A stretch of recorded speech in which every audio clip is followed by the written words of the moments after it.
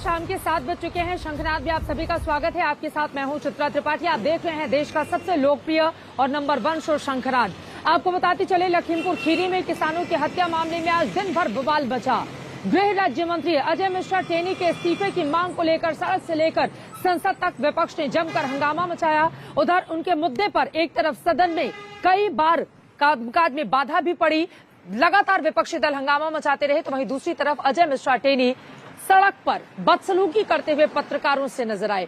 कुल मिलाकर एसआईटी की रिपोर्ट के बाद उत्तर प्रदेश का चुनावी माहौल अब पूरी तरह से गर्म हो चुका है और बर्खास्त करने की मांग की जा रही है गृह राज्य मंत्री अजय मिश्रा टेनी को। ये रिपोर्ट देखिए।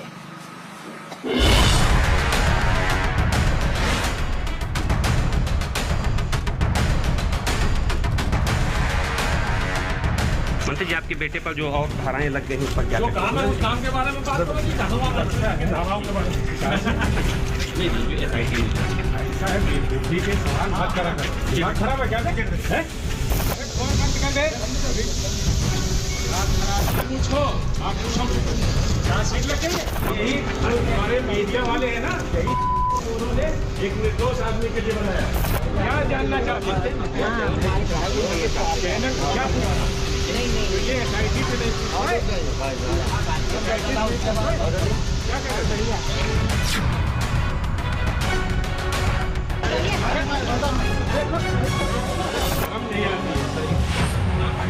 केंद्रीय गृह राज्य मंत्री हैं तो सरेआम पत्रकारों को गरियाएंगे। केंद्रीय गृह राज्य मंत्री हैं तो सरेआम लोगों को धमकाएंगे। केंद्रीय गृह राज्य मंत्री हैं तो सरेआम गुंडागर्दी पर उतर आएंगे। तो पीएम साहब भी देखें और यूपी के सीएम साहब भी देखें कि उनके गृह राज्य मंत्री पलक झपकते ही कैसे सड़क छाप आदमी जैसा व्यवहार करने लगे।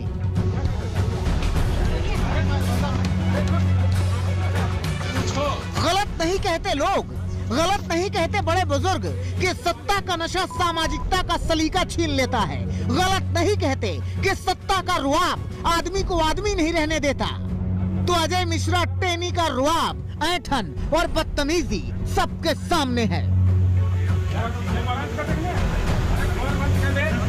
पत्रकार बेचारा सकपका गया, पहले गाली दी और फिर झपट पड़े मारने सबके सामने।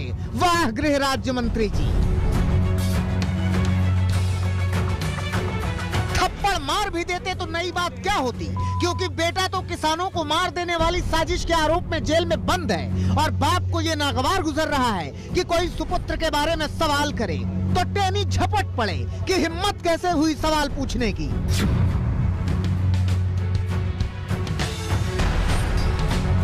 लेकिन सवाल तो पूछे जा रहे हैं। सड़क वालों को सवाल पूछने पर अजय मिश्रा टेनी गरिया भी सकते हैं, धमका भी सकते हैं, लठिया भी सकते हैं, लेकिन संसद के भीतर पूछे जाने वाले सवालों से कैसे बचेंगे, कैसे भागेंगे, कैसे धमकाएंगे।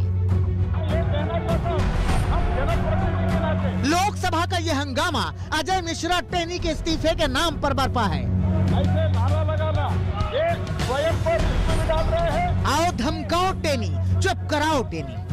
संसद की कार्यवाही जैसे ही शुरू हुई, विपक्ष के सांसद अजय मिश्र को हटाने की मांग में नारे लगने लगे। सदन में कई सांसद प्ले कार्ड लहराते भी देखे गए। इस पर कोविड नियमों का हवाला देते हुए संसदीय कार्य मंत्री ने तीखी आपत्ति व्यक्त की। ये कहना चाहता हूँ, हम जनप्रतिनिधि के नाते, नेता के नाते हम भी नियम नहीं पालन करेंगे। ये ठीक है क्या? कोई भी मास्क नहीं पहना, इतने नजदीक खड़े हुए हैं और अधिकारियों के इतने नजदीक खड़े हुए हैं, ये ठीक नहीं है सर। मैं निवेदन करता हूँ, कम से कम मास्क पहनने के लिए इनको आदेश दे दीजिए सर। स्पीकर ने सांसदों से शांत रहने की अपील की। कहा प्रश्नकाल कभी स्थगित नहीं होता, इसके बाद इस पर बहस हो सकती है। प्रश्नकाल के बाद मैं आपको इजाजत दूंगा, प्रश्नकाल स्थगित कभी नहीं होता है। लेकिन विपक्षी सांसद तैयार नहीं हुए, हंगामा होता रहा, बवाल बढ़ता रहा। सभा की कार्रवाई 2 बजे तक के लिए स्थगित की जाती है। I just mentioned, it has been said that it is a conspiracy. It is obviously a conspiracy. Everybody knows who's involved. Everybody who knows whose son is involved. Everybody knows who was there when those farmers were killed. The gentleman is a minister. We want the minister to resign. We want a discussion in the parliament. The Prime Minister refuses. And they're making all sorts of excuses. Because they don't want to accept the truth. विपक्ष का आरोप है कि सरकार विवादित मुद्दों से बचना चाहती है, इसलिए चर्चा नहीं करा रही। ये तो सरकार जो है उन्होंने तय कर लिया है कि जो भी कंट्रोवर्शियल सब्जेक्ट है जिसके ऊपर उनको घेरा जा सकता है उसको बिल्कुल हाउस में अलाउ नहीं कर रहे हैं। अपनी मनमानी कर रहे हैं। ये तो पहली बार मैंने 15 साल में देख रही हूँ कि संसद इस तरह से चल रहा है कि जो थर्ड आय होता है या सेकंड आय होता है उसको अलाउ ही नहीं है। ये कि जिस मंत्री की गाड़ी से 4 किसान और एक पत्रकार कुचल के मार दिए गए, उसमें उनका बेटा खुद शामिल है, वो जेल में है और अब सरकार के द्वारा बनाई गई एसआईटी ने ये साफ कह दिया कि ये हत्याकांड सुनियोजित साजिश का हिस्सा था। दरअसल सारा बवाल मचा है लखीमपुर कांड की जांच करने वाली एसआईटी की रिपोर्ट को लेकर। एसआईटी ने लखीमपुर हिंसा को सोची समझी साजिश माना है। एसआईटी के अनुरोध पर लखीमपुर कांड के मुख्य आरोपी आशीष मिश्रा समेत 14 आरोपियों के खिलाफ जांच की धाराएं बदली गई हैं। सभी आरोपियों पर जानबूझकर साजिश के साथ हत्या का आरोप लगाया गया है। कल आशीष मिश्रा समेत आरोपियों को कोर्ट में पेश किया गया था। आशीष के पिता केंद्रीय गृह राज्य मंत्री अजय टेनी भी सुपुत्र से मिलने जेल पहुंचे थे। यहां आज तक के सवालों से वो बचते नजर आए। आप अपने घर में क्या बात करते हैं? आप अपने बेटे से कैसे बात करते हैं? आप जो अपने बेटे से बात करते हैं वही हमारी अपने बेटे से बात करते हैं। हालांकि बच तो गया आज तक का पत्रकार, वरना टेनी गरिया भी सकते थे। बेटे से मुलाकात हुई है, क्या बात करती है सर आपकी? बहरहाल लखीमपुर में चार्जशीट के लिए 90 दिन का वक्त 4 जनवरी को पूरा होगा। खबर है कि एसआईटी एक हफ्ते के अंदर चार्जशीट दाखिल करने जा रही है। उससे पहले धारा बदलने की अर्जी बताती है कि लखीमपुर पुलिस को इस मामले में किस तरह के बड़े सबूत मिले हैं। ऐसे में यूपी चुनाव से पहले लखीमपुर का घमासान अभी खत्म होता नहीं दिख रहा। बाकी अजय मिश्रा टेनी की तिलमिलाहट सामने है। लखीमपुर खीरी से संतोष शर्मा और दिल्ली से मौसमी सिंह के साथ आज तक ब्यूरो। तो देखा आपने अजय मिश्रा टेनी को लेकर किस तरह से दिन भर हंगामा बढ़ता रहा। वहीं दूसरी तरफ बीजेपी अपने हिंदुत्व के एजेंडे को तेजी से आगे बढ़ा रही है। काशी विश्वनाथ कॉरिडोर के उद्घाटन के बाद अब पूरे लाभ लश्कर अपनी पूरी बड़ी टीम के साथ बीजेपी के राष्ट्रीय अध्यक्ष जेपी नड्डा पहुंच गए अयोध्या। मुख्यमंत्रियों, उप मुख्यमंत्रियों, बड़े नेताओं ने वहां पर जाकर किए रामलला के दर्शन, आशीर्वाद लिया और दावा किया कि बीजेपी में एक बार फिर उत्तर प्रदेश में बीजेपी की वापसी एक बार फिर से तय है। सब पे भगवान श्री राम और मैया सीता कृपा की वर्षा करें। जो राष्ट्र की सेवा में लगे हैं वो हमेशा भक्ति के रंग में रंगे रहते हैं।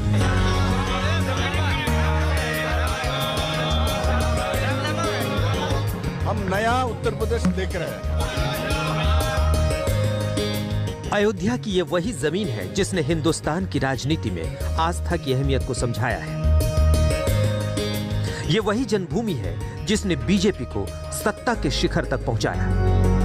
अयोध्या में बीजेपी नेताओं का जमावड़ा लगा तो वहीं दूसरी तरफ चित्रकूट में हिंदू एकता महाकुंभ का आयोजन किया गया, जिसमें अब बारी है एक बार फिर यूपी में इतिहास दोहराने की, आस्था को वोट बैंक में तब्दील करने की, जिसके लिए बीजेपी ने एक बार फिर अयोध्या का रास्ता चुना है।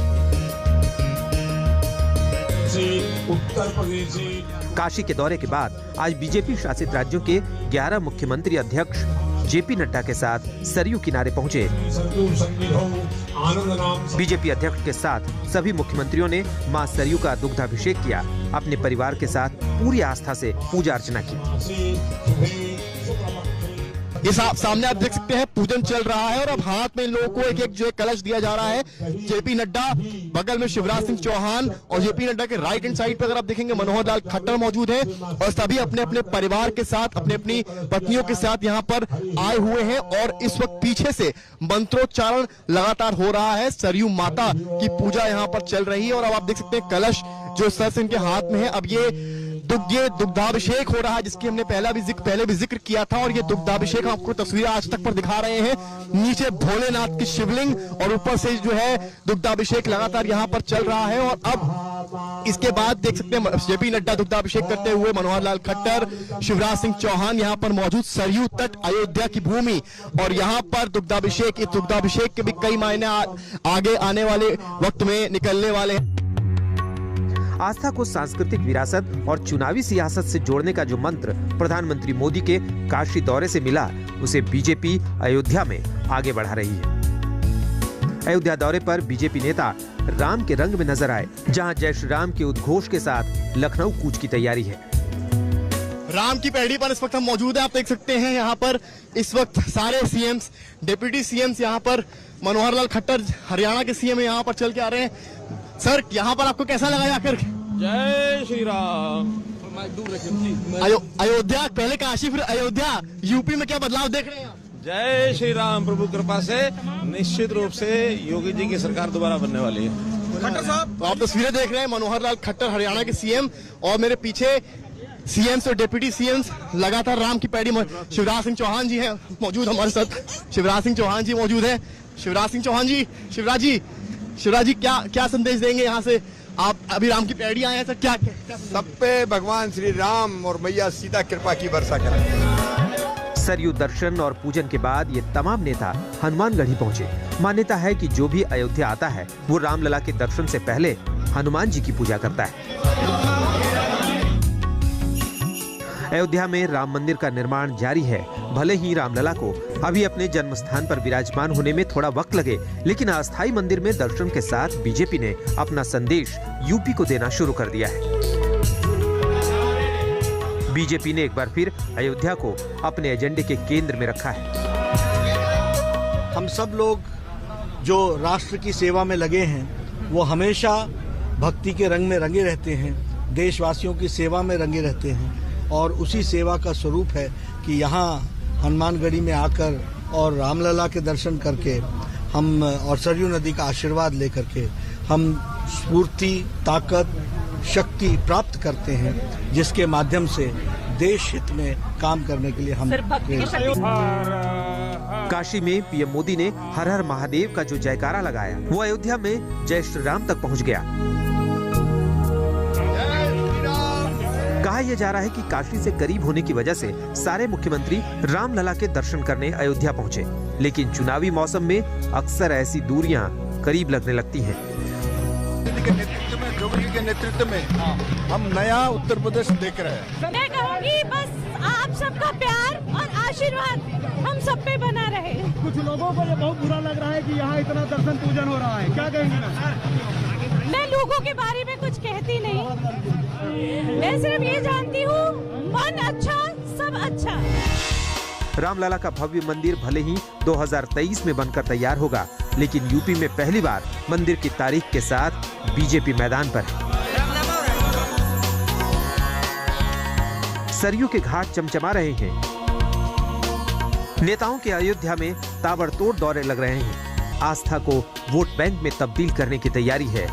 हिंदुत्व से लखनऊ फतेह का प्लान है, जिसकी कहानियां ये तस्वीरें बता रही हैं। समर्थ श्रीवास्तव, बनवीर सिंह और मोहित शर्मा के साथ कुमार अभिषेक, अयोध्या आज तक। तो देखा आपने, अयोध्या में बीजेपी नेताओं का जमावड़ा लगा, जहां पर एक बार फिर से उत्तर प्रदेश में बीजेपी की सरकार बनने के दावे करते हुए बड़े बड़े नेता दिखाई दिए। तो वहीं दूसरी तरफ चित्रकूट में हिंदू एकता महाकुंभ का आयोजन किया गया। देश के जाने माने साधु संत इसमें हिस्सा लेने के लिए वहां पर पहुंचे हुए थे। आरएसएस प्रमुख मोहन भागवत भी कार्यक्रम में शरीक हुए, शामिल हुए और वहां से उन्होंने धर्म की एकता की अहमियत समझाने की कोशिश की। स्थायी एकता, शाश्वत एकता स्वार्थ के भरोसे नहीं होती।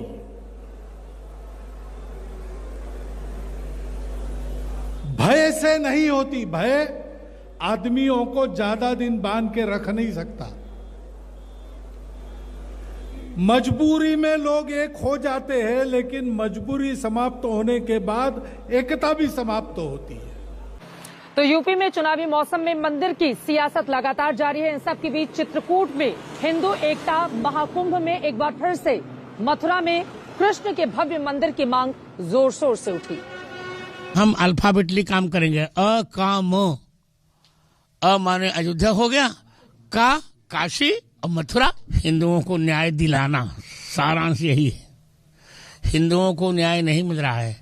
मठ मंदिर हमारे अधिग्रहित किए जा रहे हैं, तोड़े जा रहे हैं, धर्मांतरण हो रहा है, जनसंख्या सबकी बढ़ रही, हमारी घटती जा रही है। भारत के अंदर तोड़े गए मुगलों के द्वारा, है ना, आक्रमणकारियों के द्वारा, लुटेरों के द्वारा, जिन्होंने हमारा धन ही नहीं लूटा, हमारी आस्थाओं पर भी कुठाराघात किया। अयोध्या है, काशी है, मथुरा है, विंध्यवासिनी, भारत के सभी तीर्थ स्थान हैं। तो उस दृष्टि से हम सबका एकजुट होना होगा तो सब समाधान हो जाएंगे। सब कुछ महत्वपूर्ण है। भगवान कृष्ण की जो है उनके वो हमारे आराध्य हैं। भोले बाबा हमारे आराध्य हैं। आप देखिए काशी का वो दृश्य, सदियों तक कुचली गई थी जो आस्था, श्रद्धा, अपमान हुए, उन सब का परिमार्जन कितने सुंदर तरीके से हुआ। तो ये जो आज हो रहा है ये समाधान है।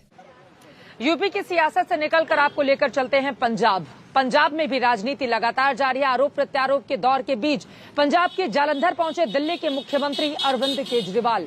वहां पर जाकर किसानों के मुद्दे को उठाया और वहीं दूसरी तरफ शिक्षकों के ऊपर हुए लाठीचार्ज को लेकर कांग्रेस सरकार को जमकर घेरा।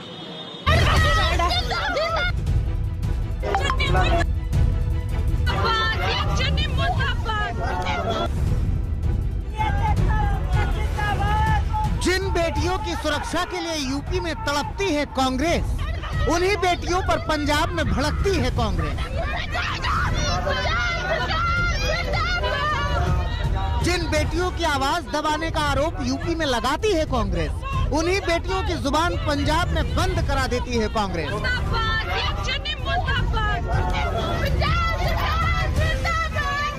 जिन बेटियों पर जुल्म का आरोप यूपी में लगाती है कांग्रेस, उन्हीं बेटियों पर पंजाब में जुल्म ढाती है कांग्रेस।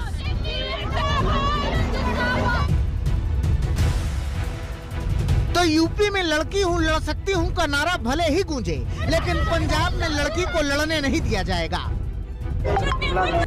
आवाज उठाई तो ऐसे मुंह बंद करा दिया जाएगा।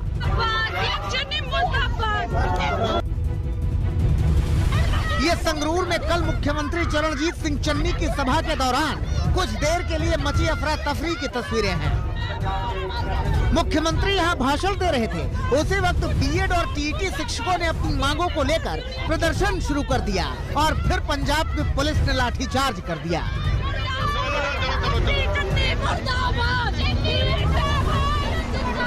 टैंकी के ऊपर आहो पर सरकार वालों कोई साड़ी सार नहीं ली जा रही। साढ़े तो रोज लाठीचार्ज होता, सुबह भी लाठीचार्ज होया, पर सरकार ने साड़ी बिल्कुल भी कोई सार नहीं ली। इधर कांग्रेस के खिलाफ विरोध प्रदर्शन कल हुआ तो आज अपनी सेना के साथ अरविंद केजरीवाल ने तिरंगा रैली निकालकर पंजाब में आम आदमी पार्टी की शक्ति प्रदर्शन किया। देशभक्ति के गाने की धुन पर केजरीवाल का रोड शो है ये। जालंधर की सड़कों पर तिरंगे ही तिरंगे थे। पूरा शहर तिरंगे से पटा पड़ा था। यहाँ अरविंद केजरीवाल ने कांग्रेस सरकार पर चुन चुन कर वार किए।